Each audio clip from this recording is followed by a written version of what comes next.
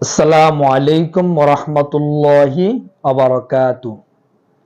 প্রিয় ভাই ও বন্ধুগণ, আমরা ইতিমধ্যে সকলেই অবগত আছি যে ঢাকা ইউনিভার্সিটিতে তোফাজ্জল নামে একজন যুবককে চোর সন্দেহে সকলে মিলে নির্মমভাবে হত্যা করেছে।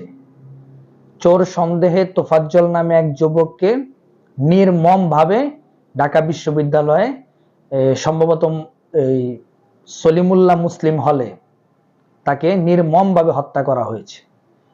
সেই যুবকটি বারবার বলার চেষ্টা করেছে যে আমি চোর না।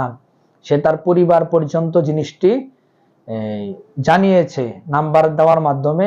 পরিবার থেকেও তার মামাতো বোন, তার বড় ভাইয়ের স্ত্রী সহ সকলেই আবদার করার পরেও তাকে হত্যা করা হয়েছে এবং তার পরিবারের কাছে এই ঢাকা ইউনিভার্সিটির শিক্ষার্থীরা টাকা পর্যন্ত দাবি করেছে। কতটা জঘন্য হতে পারে! অথচ আমরা এখন জানতে পারলাম এই তোফাজ্জল নামে ছেলেটি হচ্ছে মানসিক ভাবে রোগী, সে মানসিক ভারসাম্যহীন। আমরা যতটুকু জানতে পারলাম যে তার বাবা 5 বছর আগে মারা গেছে।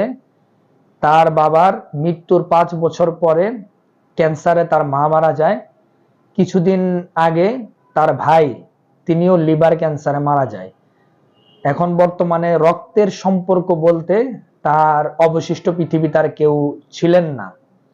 সেই পারিবারিক চাপে, আপনজন হারানোর চাপে সে আস্তে আস্তে আরো কিছু সমস্যার কারণে সে ধীরে ধীরে মানসিকভাবে ভারসাম্যহীন হয়ে পড়ে।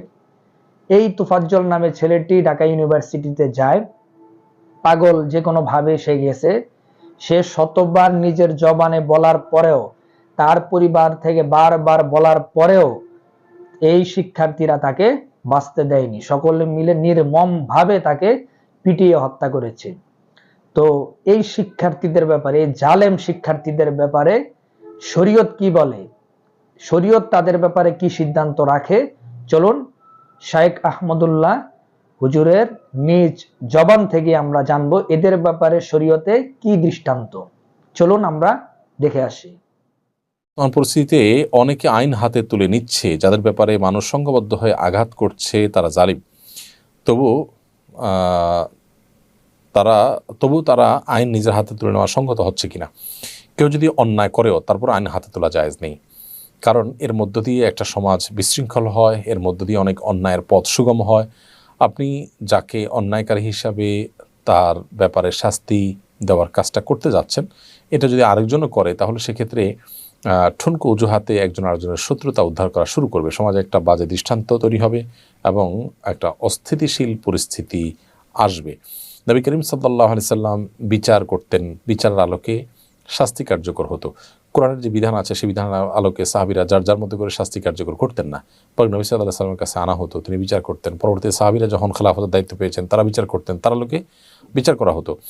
তো বিচার, প্রত্যেকটা ব্যক্তি যদি বিচার ভার নিজের হাতে তুলে নেন তাহলে সেক্ষেত্রে সমাজ বিশৃঙ্খল হবে, যেটা ইসলাম সমর্থন করেন এবং আমাদের জন্য একটা সুন্দর আবাসভূমির পথে যেটা সবচেয়ে বড় অন্তরায়গুলোর একটি। বিধায় কোনো যুক্তিতেই আইন নিজের হাতে তুলে নেওয়া আমাদের জন্য জায়েজ হবে না। তো প্রিয় ভাই ও বন্ধুগণ, আমরা জানলাম যে আমাদের বিচার কিভাবে করতে হবে। কেউ অন্যায় করলে, আপনার সাথে অনেকে অন্যায় করতে পারে, অনেক ধরনের সমস্যা হতে পারে। বিচার কি আপনি করবেন? বিচার কি আমি করব? না, বিচার করবে আইন, বিচার করবে আদালত, বিচার করবে প্রশাসন। শরীয়ত এবং রাষ্ট্র কাউকেই তার নিজের হাতে আইনকে উঠিয়ে নেওয়ার অধিকার দেয়নি, অনুমতি দেয়নি।